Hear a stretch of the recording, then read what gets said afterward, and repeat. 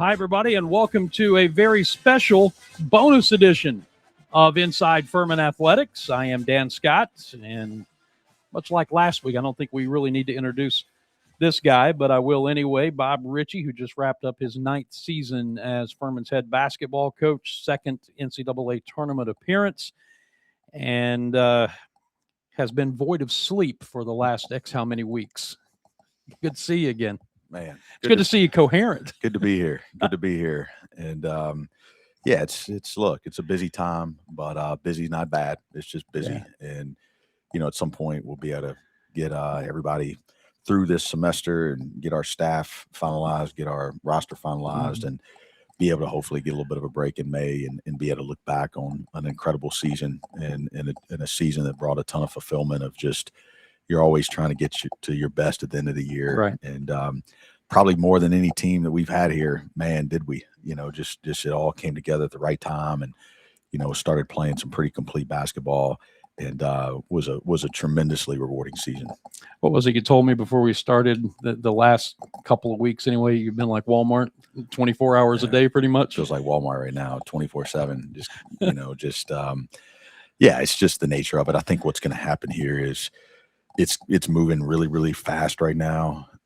And I mean, I was up watching point guards till 1:30 in the morning last night and rising early to get back to it. We got a visit today. We just finished a visit yesterday. We got another visit Wednesday. We got another visit Friday. And, it's just like, I think what's going to happen is it's going to move at a rapid pace. And then hopefully the good news, there is actually some good news in some of this stuff. The recruitments don't last as long. And so they actually wrap up quicker. Mm-hmm. And where in the past you'd recruit somebody for 6 months to a year, maybe a year and a half. Now, I mean, you're going to recruit somebody for 3 weeks, and then they're either going to come or they're not. And so, that part of it, it puts a lot of pressure on you the way we do it to really, be investigative and making sure that the culture fits and the people fit, and that we're keeping the values of our program intact as we adapt in this time. But it's moving at a rapid pace right now. Well, we've got a lot to get to in a short amount of time, so I want to go ahead and get this part out of the way because it's been out there. People have read it. There have been schools that have been pursuing you. Some of them came here to Greenville to talk to you. Ultimately, you decided to stay here at Furman again. Yeah, we love it here. I mean, that's well documented, and my wife's from Greenville, and I've only moved once in my career. I think that one thing I learned early in my life is, my dad was a doctor. I've said this before. My father-in-law is a very successful businessman. And, it's, there's things in life to us that are more important than money. Money's a great thing. Everybody understands that, an opportunity to get paid more, to go to a bigger place and be at a higher level. It's just got to be right in a lot of different buckets for us and that align with my personal values. And we never feel like we're running out of here. And I've told you this many times, we're always trying to make this our next job. I think if you look back on the 9-year journey, we've been able to do that in a lot of ways. Mm-hmm. And there's an entrepreneurial part of this that I enjoy. There's a sense of pride in what we've built here that we want to continue to push it out. At some point, if God has something for us that checks all of our boxes and makes sense, and something that we just obviously can't turn down, then that's something that will be very clear. And we're going to be very selective. We love it here. We've got a lot of excitement about the future. And even as this changes and as we have to adapt to it, to be able to move into that beautiful facility, to be able to continue to have a team that we can put on the court that competes for championships, and where we can continue to have a sense of program that a lot of people are losing. I don't take that lightly. And so, you're always going to engage in conversations and, but for us, it's got to be correct. And, until that time comes, we're all the way in here. And Elizabeth has been great to me personally and to our program. Jason's been phenomenal. I love working with both of them. I think our board has had a lot of excitement about the journey that we've been able to go through here as a basketball program. And I think there's a lot of people excited about continuing to find ways to push our program forward. Well, and the compliment in all of this, and we're gonna get to everything that's happened in a moment. If you were just another run-of-the-mill basketball program, nobody would be coming after your players. Nobody would be coming after your coaches. Nobody would be coming after you. But this happens in one form or another every season. And that means that you've reached a level where people know the excellence of the program. They know the excellence of your coaches. They know the excellence of your players. I mean, if nobody wants any of you, then that's when you have to start questioning things, right? That's correct. I mean, you want them to want your people, and you want them to want your staff. I mean, I think we've talked about that with staff. I mean, that's become a little bit of a purpose as well as we build our program, to see staff get great opportunities to make more money for their family and to be able to continue to grow in their program. I mean, Jimmy Williams just gets announced as a Division I head coach, at Campbell. And, man, the thrill that we get from that. I mean, it's seeing his journey. See, Chad Warner's going to Clemson now. And Tyler Murray, who was an assistant here, he's going to be the GM at Clemson. And Jeremy Groves now the associate head coach at South Florida. And Matt Aldridge just cut a net down in the national championship as the strength coach at Michigan. And Justin Gaines just was a trainer at Illinois in the Final Four. And, I'm sure I'm leaving a couple out, but, even from former players to Jordan Lyons at Navy, we'll talk about that in a little bit. Brady Shuck, an assistant at Citadel. There's a lot of excitement is to see guys get to go have opportunities. And Clint Carlson came here for 1 year, and, just an unbelievable human being. And they just had their first baby. He and Morgan, they had Roan, and, they're getting life and family figured out. And then he gets offered a lot more money to go back to his alma mater, where both sets of parents are 20 minutes away, and he gets to go coach in Northern Iowa. Well, we're going to celebrate that, and Cody Kimball, who I brought here last year, from Miami, and they got let go in Miami, or Larinaga resigned. And, we got him here in July, and I just kind of urged him. I said, hey, let's just come here for a year. Let's reset. Let's win. Let's get you back to that level. And sure enough, he came here. We had a great time together. We won a championship, and now he's going to go, probably closer to triple his pay at Butler, right? And for Janae and Kennedy and their family, I mean, that's an unbelievable opportunity. And so, there's the best part about all this, and I know there's a lot of things that are moving out, but I'm going to tell you this, because I'm in this every day, all day, every day. And there's a lot of people moving out, but there's also a lot of people that want to be here. And I think just embracing that climate of, we're going to be able to provide opportunities here to have a program, to win games, to compete for championships, to go to the NCAA tournament. But then we're also going to be able to provide opportunities for people to go realize even their greater dreams and greater opportunities.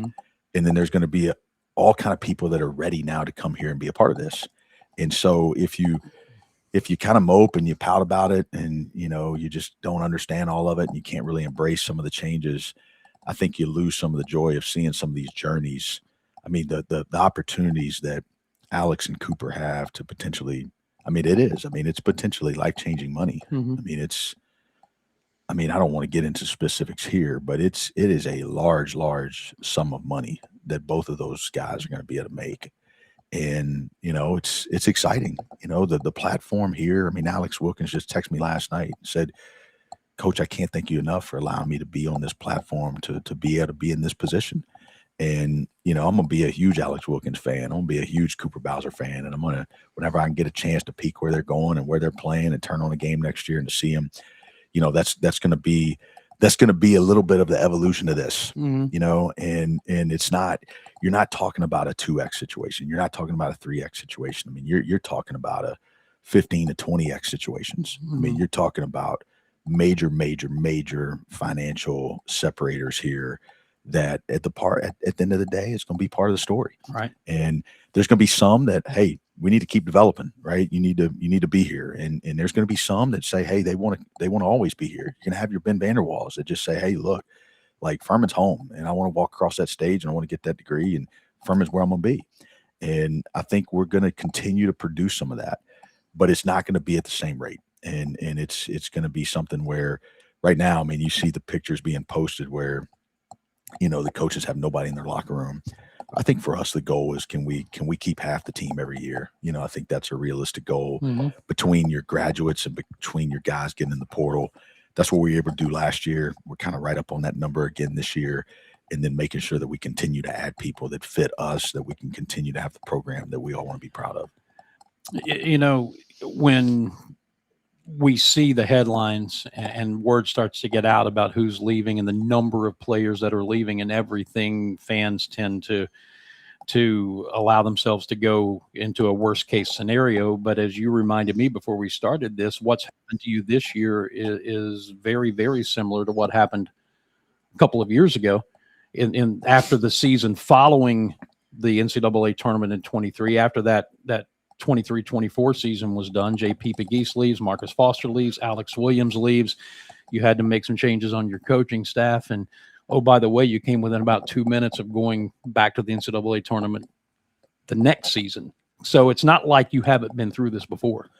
Yeah, I mean, I think a lot of people feel like this is new for us, and it's just not. I mean, this is 2 years ago we went through this, and to be honest with you, Dan, I mean, it wasn't coming off of an NCAA tournament run, and it wasn't coming off of having an unbelievable season. Right. It was a good season. It was a winning season that we got it to the semifinals, and we had a couple.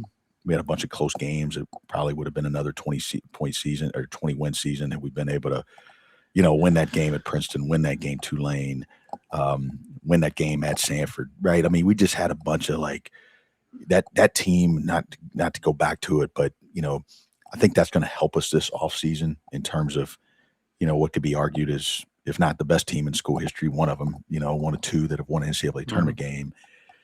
And then probably organizationally, everything got a little bit like, hey, this is always going to be the case, right? Like, oh man, like there probably was an element of entitlement that entered our organization that offseason, and not really acknowledging that we're about to lose an NBA player in Jalen Slauson and a generational guard in Mike Bothwell, right? And I think like we're going to be able to lean on that experience this upcoming year, and we've already kind of started to frame that of, happy versus hungry. What are we going to be in making sure that we stay hungry and that we stay edgy, and that and some of this change will be healthy in producing some of that, right? And so, that particular championship season, we were able to keep most of the roster in place.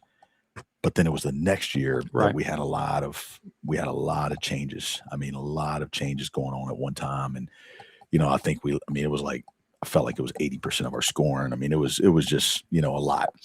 And what we did was when we kind of doubled down on program, the values, the principles that we feel like go into winning, and specifically winning here. And you look at that, I mean, that's when we signed Tom House. That's when we signed Chuck Johnston. That's when we signed Nick Anderson. A lot of the key people that have had a huge role in, basically at the end of the day, winning almost 50 games in a 2-year stretch, 2 championship game appearances, 1 NCAA tournament appearance. And I think, Dan, what I've gotten more comfortable with, when you focus on individual people, you get really nervous when people leave. When you focus on the program and you focus on the collection of individuals that want to be a part of something that's bigger than themselves, that lasts longer than themselves, that's when you can get a little bit of security in some of this change to understand that the program's going to keep going on. Right. And that's where we got to keep our focus. Well, and the truth of the matter is that as a head coach at this level, if you don't recognize the change that's happening, you may not, quote unquote, embrace it. But if you don't learn how to manage it, adapt to it, and figure out how to make it work for your system, it's happening whether you're prepared to do that or not. It's up to you as a head coach to chart the course to be able to navigate this. That's what I'm trying to remind our staff, and even on here reminding our fans, listen, like if we're the only ones going through this, I'd be really nervous, but we're not. And everybody's going through this. The whole industry is going through this. Look, simple math, approximately probably 5,000 players in college basketball. Okay. Let's take out 1,400 seniors. We're down to 3,600. Okay. Let's go last year at the portal, 2,400 people in the portal. If we do the same thing this year, okay, we're going to have 66% of our industry turnover. So 2/3 of your team in the portal. That's not even talking about graduates. So we're still in a much better position. Like we can actually have a team meeting. We actually have skill workouts going on right now. We have weight sessions going on right now. And we have some really good players. You talk about Bob Franklin. I mean, I've been watching our tournament games. I mean, the impact he had in the Sanford game was immense. I mean, it was huge. You talk about Cole Bowser. I mean, the growth that he had. how he impacted us being able to win a championship and being a part of all that. And, he's in there getting better. You talk about, how good was Colin O'Neill before he got hurt? Mm-hmm. How good was Mason Smith playing in that little small window of games before he gets hurt? Davis Molnar's decided to stay, and the experience. He's been a part of he's been a part of both championship teams here. Mm-hmm. And seeing what he can do. And then a guy like Owen, Owen's all these 4 freshmen, right, that we hung on to. You look at the history of our 1 to 2 year jumps here, and you look at how much better most of our players get in year 2. If we can work really, really hard this offseason and get big jumps from all 4 of those guys, then Mason takes another jump once he gets healthy. And then Davis is full healthy right now. So he's going to have a great offseason. We got 2 big time high school players coming in Jaron and Cam. And then we're going to add 4 to 5 players in this portal. And, it's we got some good news yesterday that's going to come out. I can't talk about it here, but we got a really, really good player. We're going to people want to be here right now, Mm-hmm. and coaches want to coach here right now. And part of it is, look, I've always said, your greatest strengths can be your greatest weaknesses, right? In life, as a leader, as a player, as a person. A lot of times you see that. Well, the same thing can be true in this. Like the worst part about losing people, well, people are seeing that. Like they're seeing it, man. Look where this guy's going. Look what they're doing. Look at the winning. Look at the championships. Well, guess what? We also have more people than ever that want to be here. Right. And so you've got to be able to just navigate it. You got to be able to stay cool-headed through it. And, I went and I had team meeting last week, and I started team meeting. I almost did this here, but, I walked in there and I said, hey, program's canceled. We got no staff. We have no team. We have no players.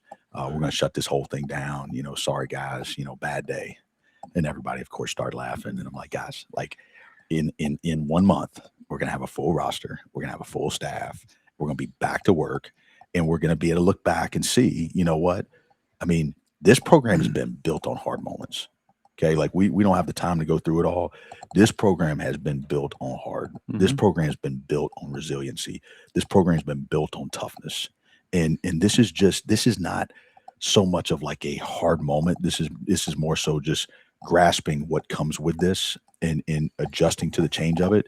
But I'm pumped about the future. I really am. I think that we have to do a really, really good job of making sure that we don't compromise our values and we don't compromise the program that we want to be, that we can we're still going to go out there. And I've said this a lot, the circumstances of winning and the conditions of winning have changed. There's no doubt about it. Mm-hmm. Okay. How you build your roster, where you go get your players, how long they're staying, the conditions and the circumstances have changed. The character of winning will never change. Right. That's where we've got to put our security. That's where we've got to put our focus. We just have to make sure, let it all change. Let guys move, let guys come, let guys go. Do not lose sight of the fact that the character of winning will never be any different. And you look at this year's Final Four. Okay. You got clear identity in all 4 of those programs, right? You got ball movement in all 4 of those programs. You've got clear, like when you say Arizona basketball, when you say Illinois basketball, when you say UConn basketball, when you say Michigan basketball, like it is a very clear 4 programs, 4 identities. This is who we are. Now, some are going to have more transfers than others. Mm-hmm. Some are going to have moving pieces. Some are not. But we've got to make sure we can't get so worried about all this stuff. Just embrace it. Just deal with it. Let's lead through it. And then making sure that, hey, we don't lose sight of who we are from a value and an identity standpoint, and let's stay true to that. Yeah, I was just going to follow up that all 4 of those teams had roster constructions that are different ways. UConn had some guys that have been there for all 4 years, and they had added some pieces. Michigan's the first team to start 5 transfers and win a national championship. So it as you said, it all comes down.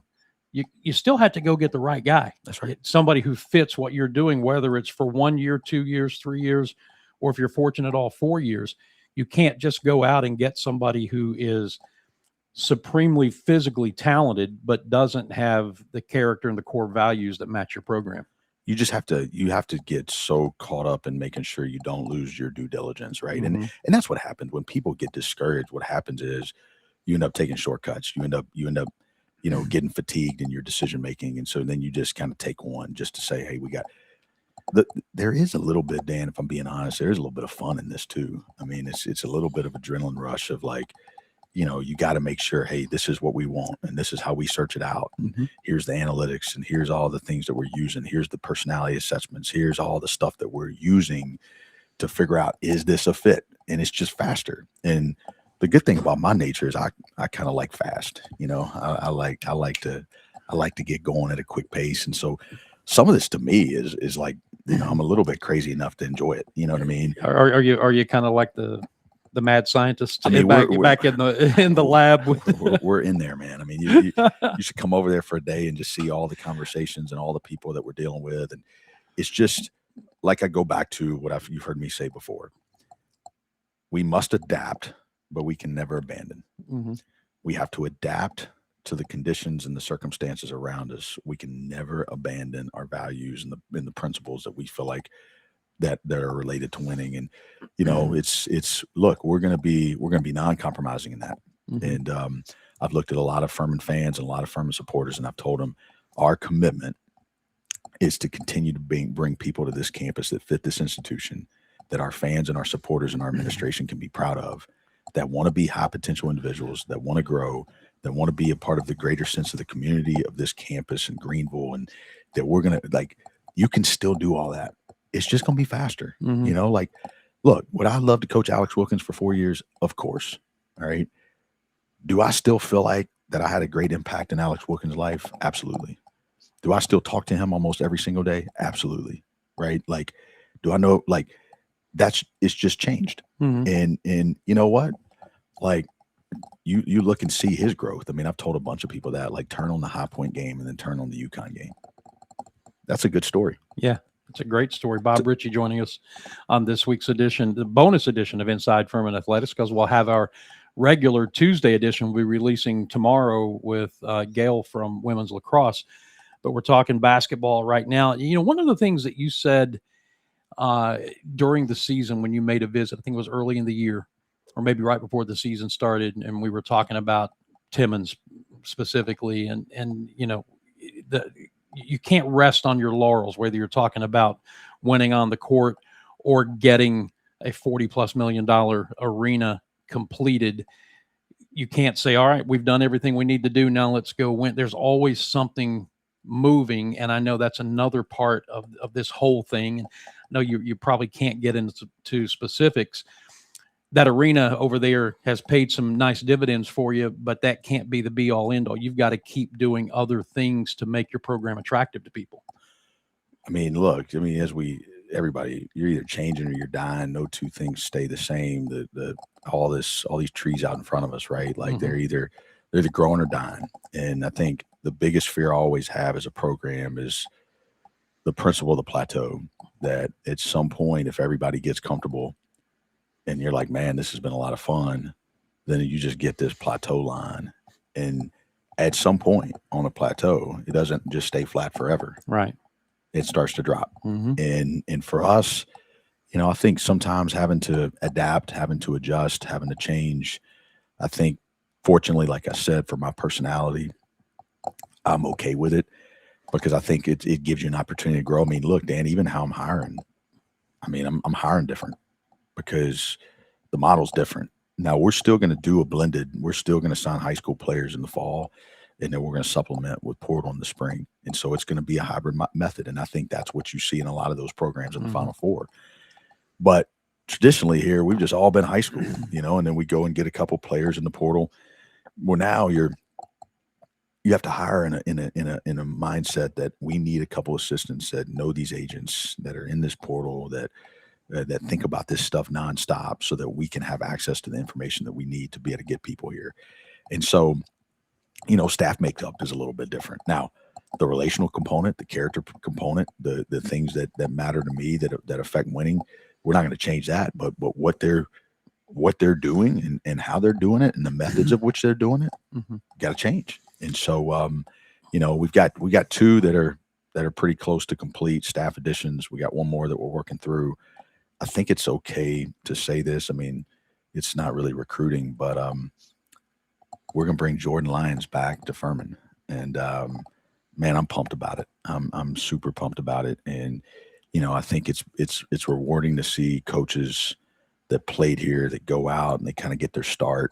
And Jordan and Diamond, they're going to be he's been in Navy the last 3 years.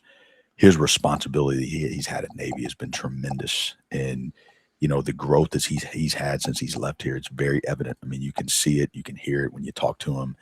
And he's going to be ready to take on a big piece and to really, he bleeds purple. And there probably is a little part of me that I've always wanted to have one former player on staff, is the longer I'm here, having 2, maybe even 3 at some point, the power of the place and the power of the person, and having people that, are going to live out the way we do it.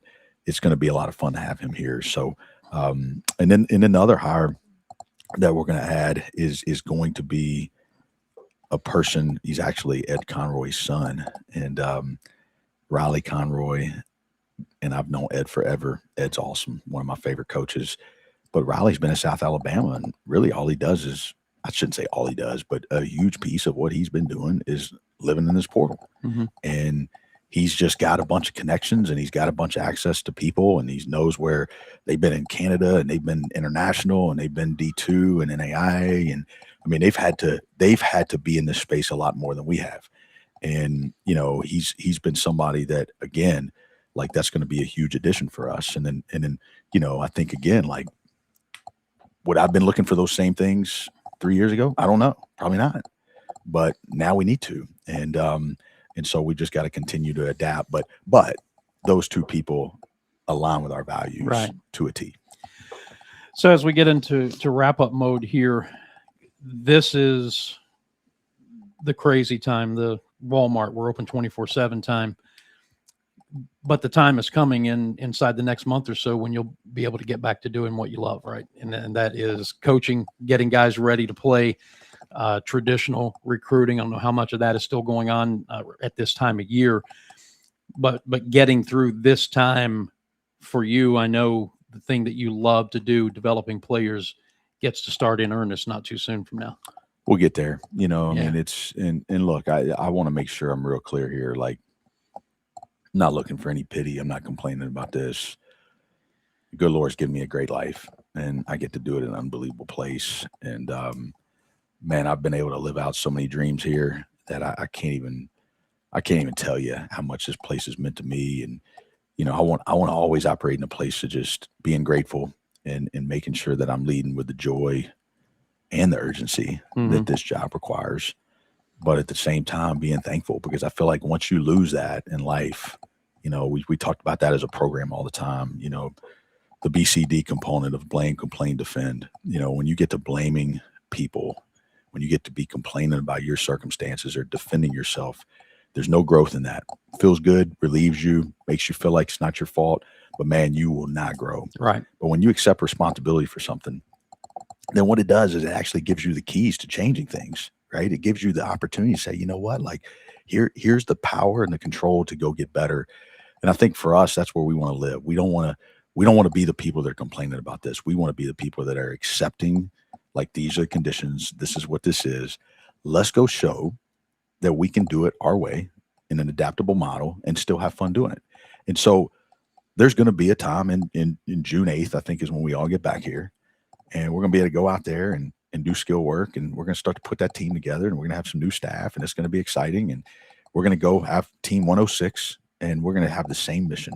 And it's and even this morning, look, like I said, like most programs are doing no skill work right now. They have no locker rooms. And we have teams in the league with one player in the locker room.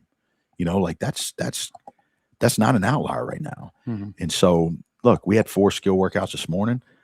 We had weights today. We got guys in and out of the facility, and look, it's a great time to be a part of Furman basketball. This is a exciting time. It's a different time, but my plea to the fan base would be to understand that you want, in closing, right? Like, I feel like the best leaders are mission driven, and I think what the mission does is it gives you singular focus that you can understand, like, this is the mission that we're trying to do. Right. The mission here has always been grow, period, people, period. And we can still do that. That's not changing. And as people grow here, the program continues to grow and the program continues to put itself in positions to be able to do some unbelievable things. The in between that, if you get off the mission and then now you get short-sighted and all this other blurry stuff, that's when people just tap out, right? That's when the malcontent takes over and the complaining. And we've just got to keep our eyes on that mission. And I think that's the key for me, and that's what I want our program to understand. And look, I'm not going to walk around with my head down. I mean, we just had an unbelievable season, and we had an unreal finish. I mean, I think I told my wife sometimes I don't enjoy stuff enough when I'm in it because I'm always trying to figure out what's next. Going back to the Virginia win and that tournament run and all that stuff. But I got to go up to New York this week. You talk about something fulfilling and rewarding. I took Mac and Jessica to New York because Jalen Slauson was playing in Brooklyn. And I went out there and I saw Jalen Slauson on the NBA court get 12 points and 7 rebounds. And I got to have dinner with him. And I told him I was joking with him, the first player in 9 years to pay for my meal. But to watch him with the NBA organization, to watch how he's carrying himself, to watch his maturation, to watch just the thrill of that, right? Like to be like, man, look at this, like 19 points in his freshman year. And the guy just total. And the guy just put 19 on the Chicago Bulls last week. And, that's when you think about mission, but that's when you want to understand like, hey, look, this is a process. There's a ton of joy in this. There's a ton of things that when we look back on all this, I think, going back to what I was saying, this season, man, when you watch that tournament and you watch how these guys played and you watch how they sold out to the values and you watch that ball movement and you watch that, how they were being great teammates and you watch them fly around on D. I mean, Dan, I'm going to tell you this. I don't know if we played a more complete game in my 9 years in that championship game. I mean, it was complete. But the amount of turbulence that we had in this season to get to that point. I mean, the hard, the difficulty of not just the injuries, but also the youth and 3 of the 9 in the rotation being freshmen and in and out and this and that and hard losses and 3 overtime losses. But at the end of the day, the mission was what? Right. Got to go win the league. Right. And we completed the mission. And so now forever, when you say Team 105, 2026, in 40 years, what are they going to say about that team? Champions. Yep. Champions. And so that's a little bit of an analogy of what we're dealing with right now. Like, it's just like, we just got to keep our focus on the mission and understanding that the conditions have changed. But if we sell out to the mission and we don't sell out to all the circumstances, then guess what? We're going to have a story worth telling. And as the leader of this organization, that will be my drive. If my drive is never that, I promise you I will not be the head coach here anymore. But we're going to change people's lives. We're going to give people a story worth telling, and we're going to keep this program proud. And we're going to lead every day with that mentality. Well, if we accomplish nothing else today, and I know we accomplished a lot, I think the fan base ought to feel really encouraged about everything because things are moving forward. There's no moving back. There's no treading water. This program continues to look forward. It continues to move forward, and it continues to do it in a way that this university and this fan base can be proud of. There's no doubt about it. And there's never been more support for this program. And I'm talking about just the way people have supported this and the way that, it's exciting times. And not to go into all the details on all that, but there's a lot of people that care a lot about this program and about this place and about this institution. And, we're just, look, every single day we're going to come in here and we're going to focus on that mission. And like I said, news will start coming out and, the player additions and the staff additions and all those things. And we'll get a schedule at some point for next year, and we'll be sitting here previewing the season before we know it. Yep. And it will be a whole nother puzzle of Team 106. And I'm super excited to get started on it. Well, we will wait for that news cycle to hit. I know the fans are looking forward to it. So are we. And I can't wait to see what Team 106 ultimately looks like. And I mean, there's no rest before you know it. I mean, we're not that far away from kickoff of football season, and as soon as football season kicks off, you turn your head, basketball practice starts. It's going to be here. Yeah. I mean, it's going to be here. So we need a little time in May. I know that, Dan. You're not good about taking time off. I'm not. And I keep telling my wife, I'm like, hey, just wait. May. She's like, nah, I don't want to hear all that. But I'm going to need it. This is different. But Jess, hide his cell phone for a week when May gets here. Whatever you have to do, right? Whatever we got to do. Let's get the roster done first. I got you. All right, Bob. Thank you. That is Bob Richey, and that has been a special edition of Inside Furman Athletics. We'll be back tomorrow, releasing this on Monday tomorrow with some women's lacrosse talk for you on a regularly scheduled edition. Until then, I'm Dan Scott for Bob Richey and all of us at Furman. God bless you, and so long, everybody.